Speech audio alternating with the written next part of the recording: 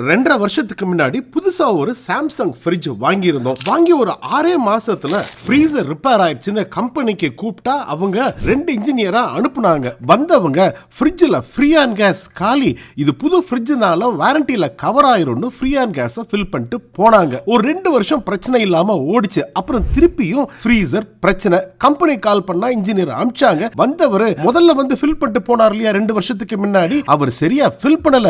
இது ஒரு special light, இதை அடிச்சு பார்த்தா கேஸ் லீக் ஆறது தெரியும். இங்க பாருங்க, ஃப்ரீயான் கேஸ் இப்போ லீக் ஆயிட்டு இருக்கு. அதுதான் பிரச்சனை. ஒரு புது கண்டென்சரை மாட்டி விட்டு ஃப்ரீயான் கேஸை ஃபில் பண்ண போறேன் அப்படின்னு சொன்னாரு. இதுவும் வாரண்டில கவர் ஆயிருமான்னு கேட்டா, கண்டென்சர் மாத்துறதுக்கு கவர் ஆகும், ஆனா ஃப்ரீயான் கேஸுக்கு $100, நான் வந்துட்டு போனதுக்கு $125ன்னு $200 மேல தீட்டிட்டாங்க. சாம்சங் ஃப்ரிட்ஜ் பாக்குறதுக்கு படமா இருக்குன்ட்டு வாங்கினேன். கடைசியில பார்த்தா அது இப்போ உட்காந்து எனக்கு படம் காட்டிக்கிட்டு இருக்கு. சப்ஸ்கிரைப்.